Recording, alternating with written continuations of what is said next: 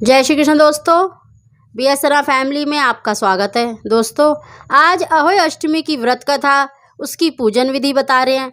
आप सभी जानते होंगे कि अहोई अष्टमी का व्रत विशेष रूप से संतान की लंबी उम्र के लिए, उसकी रक्षा के लिए रखा जाता है।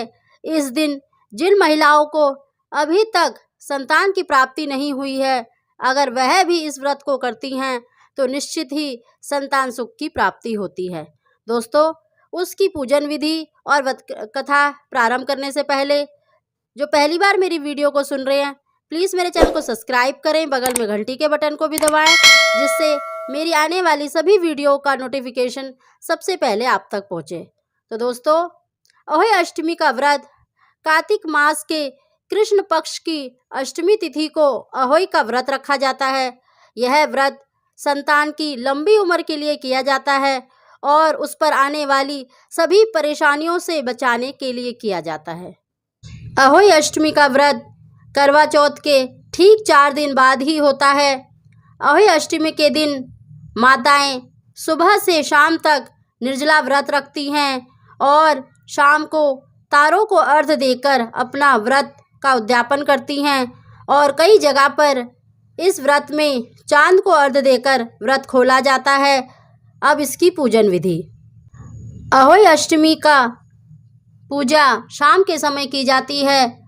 अहोई माता की चित्र बनाकर दीवार पर लगाया जाता है या बाजार से मंगाया हुआ अहोई अष्टमी का चित्र को दीवार पर लगाते हैं और उस जगह को अच्छी तरह से साफ कर पोछा लगाकर या उस जगह को चौका पूरा करके साफ किया जाता है और माता का चित्र बनाया जाता है दीवार पर। एक लोटे में जल भरकर उस पर स्वास्तिक बनाया जाता है और लोटे पर मूली भी बांधी जाती है और एक गेहूं से भरा हुआ थाल माता के आगे रखा जाता है और साथ ही जो पका हुआ पूड़ियाँ जैसे हलवा, चना इत्यादि का भी माता के सामने अर्पण करना चाहिए। उसके बाद घर के सभी परिवार के सदस्य अहोई माता के सामने बैठकर बड़ी दादी या औरत को अहोई अष्टमी की व्रत कथा सुनानी चाहिए और उसके बाद सभी सदस्यों में प्रसाद को बांटना चाहिए। कई जगह पर चांदी की अहोई बनाकर पूजा करते हैं, जिसे बोलचाल की भाषा में स्याऊ कहा जाता है। इसमें चांदी की 2 मोती डालकर विशेष पूजा करें। इसके लिए एक धागे में अहोई और दोनों चांदी के दाने डाल दें। इसके बाद अहोई की रोली चावल और दूध से पूजा करें। साथ ही एक लोटे में जल भरकर सातिया बना लें और हलवे तथा रुपए का बयाना निकाल कर रख दें और 7 दाने गेहूं के लेकर अहोई माता की कथा सुनने के बाद अहोई की माला गले में पहन ले। जो बयाना निकाल कर रखा है उसे सास को दे दें, उनके चरण छूकर दे दें। इसके बाद चंद्रमा को जल चढ़ाकर भोजन कर व्रत खोलें। अब अहोई माता की व्रत कथा। इसमें 7 दाने गेहूं के हाथ में लेकर कथा सुननी चाहिए। प्राचीन काल में एक साहूकार के 7 लड़के और 7 बहुएं थी और उनकी एक बेटी थी। दिवाली से पहले कार्तिक माह की बड़ी अष्टमी को 7 बहुएं अपनी इकलौती ननद के साथ में लेकर जंगल में खदान से मिट्टी निकालने गई, जहाँ से वे सब मिट्टी खोद रही थी। वहीं स्याऊ माता सेह की मात थी। मिट्टी खोदते समय सेह का बच्चा मर गया। स्याऊ माता ने कहा कि तूने मेरा बच्चा मारकर मुझे निपुत्री कर दिया है, इसलिए मैं तेरी कोख बांधूंगी। तब वो ननद अपनी 7 भाभियों से बोली कि तुम में से कोई मेरे बदले में अपनी कोख बंधवा लो। 6 भाभियों ने अपनी कोख बंधवाने से इनकार कर दिया, परंतु छोटी भाभी सोचने लगी, यदि मैं अपनी ननद का कहना नहीं मानूंगी तो कहीं सासू जी मुझसे रुष्ट ना हो जाएं। इस विचार से उसने अपनी नंद के बदले में अपनी कोख बंधवा ली। इससे जब उसके 7 लड़के हुए और 7 दिन बाद मर गए, तब एक दिन उसने जोशी को बुलाकर पूछा कि महाराज, ये क्या बात है? मेरे जो संतान होती है वह 7वें दिन मर जाती है, सो इसका क्या कारण है? तब पंडित जी बोले कि देवी, तुम सुरही गाय की पूजा किया करो, क्योंकि सुरही गाय स्याऊ माता की भाईली है। वह तेरी कोख छोड़ दे तो तभी तुम्हारा बच्चा जी सकता है। इसके बाद से वह बहू नित्य प्रतिदिन प्रातःकाल उठकर चुपचाप सुरही गाय के नीचे सफाई कर जाती। गौ माता यह देखकर कि साहूकार के बेटे की बहू नित्य प्रति मेरी बहुत सेवा करती है, गौ माता उससे बोली कि तू मेरी बहुत सेवा करती है, इसलिए मेरी आत्मा तुझसे बहुत प्रसन्न है, इसीलिए मांग, मुझसे क्या मांगती है। साहूकार के बेटे की बहू बोली कि स्याऊ माता तुम्हारी भाईली है और उन्होंने मेरी कोख बांध रखी है, सो आप कृपा करके अपनी भाईली से मेरी कोख खुलवा दो। उस दुखियारी की यह बातें सुनकर गौ माता बोली, अच्छा। एक दिन गौ माता उसे साथ ले 7 समुंदर पार अपनी भाईली के पास चल दी। मार्ग में धूप बहुत कड़ी पड़ रही थी। वे दोनों एक पेड़ के नीचे छाया में बैठ गई। थोड़ी देर में वहाँ एक सांप आया और उसी वृक्ष पर गरुड़ पंखनी के बच्चे रखे थे। वे सर्प उन बच्चों को डसने लगा। तब साहूकार की बहू ने उस सर्प को मार करके ढाल से नीचे बचा लिया और उन बच्चों को बचा लिया।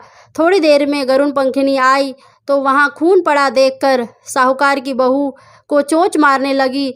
तब वह बहू बोली कि मैंने ही तेरे बच्चों की सर्प से रक्षा करी है और तू ही मेरी दुश्मन बन गई है। साहूकार की बहू की बात सुनकर गरुड़ पंखनी बहुत प्रसन्न हुई, बोली तूने मेरे बच्चे बचाए हैं, इसीलिए मांग, क्या मांगती है। वह बोली कि हमें 7 समुंदर पार स्याऊ माता के पास पहुंचा दो। तब गरुड़ पंखनी ने उन दोनों को अपनी पीठ पर बिठाकर लंबी उड़ान भरकर उन्हें 7 समुंदर पार स्याऊ माता के पास पहुंचा दिया। स्याऊ माता अपनी भाईली गौ माता को देखकर बहुत प्रसन्न हुई और बोली कि भाईली आज तो बहुत दिनों में मिली है। वह बोली कि बहन, मेरे सिर पर जुएं बहुत हो गई हैं। तब सुरही गऊ बोली कि मेरे साथ मेरी भक्तिनी आई है, ये तेरी सब जुएं निकाल देगी। आज्ञा पाते ही साहूकारनी ने स्याऊ माता की चुन चुन कर सब जुएं निकाल दी। स्याऊ माता बोली कि तूने आज मुझे बहुत आराम दिया है, इसलिए मैं तुझसे बहुत प्रसन्न हूँ। सो आज जो चाहे सो मांग ले, मैं तुझे दूंगी। तब साहूकारनी बोली कि वचन दो तो मांगू। स्याऊ माता बोली, अच्छा, वचन दिया और कहा यदि मैं अपने वचन से फिरूंगी तो धोबी कुंड में कंकरी हो जाऊं। तब साहूकार की बहू बोली, मेरी कोख तुम्हारे पास बंधी हुई है, सो कृपा करके खोल दो। उसकी यह बात सुनकर स्याऊ माता बोली कि तूने तो मुझे ठग लिया, मैं तेरी कोख कभी नहीं खोलती, परंतु अब तो खोलना ही पड़ेगा। जा, तेरे घर तुझे 7 लड़के और उनके 7 लड़कों की 7 बहुएं मिल जाएंगी।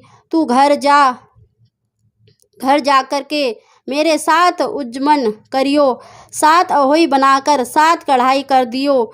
यह सुन जब वह लौटकर अपने घर पहुंची तो वहाँ 7 बेटे और 7 की 7 बहुएं घर बैठे मिले। यह देखकर वह बहुत खुश हुई। तभी उसने 7 अहोई बनाकर 7 उज्जमन किए तथा 7 ही कढ़ाई करी। दिवाली के दिन उनकी जिठानी कहने लगी कि जल्दी जल्दी अपना चौका पूरा कर लो, अन्यथा छोटी बहू बच्चों की याद करके रोने धोने लगेगी। थोड़ी देर में उन्होंने अपने बच्चों से कहा कि चाची के घर जाकर देख कर आओ कि आज वह अभी तक क्यों नहीं रोई। बच्चों ने आकर कहा कि चाची अहोई बना रही है और वो तो खूब उज्जमन कर रही है। यह सुनते ही उनकी जेठानियाँ दौड़कर उसके घर गई और जाकर कहा कि तूने अपनी कोख कैसे खुलवाई। वह बोली कि तुमने तो अपनी कोख बंधवाने से इनकार कर दिया था, पर मैंने अपनी छोटी नंद का ख्याल करके अपनी कोख बंधवा ली। अब स्याऊ माता ने मुझ पर कृपा करके मेरी कोख खोल दी है। इस प्रकार मेरी कोख खुली है, उसी प्रकार संसार के सभी नारियों की कोख खोल देना। इस प्रकार अहोई माता का सभी ने जयकारा लगाया। इसके बाद अहोई माता की आरती कर लें।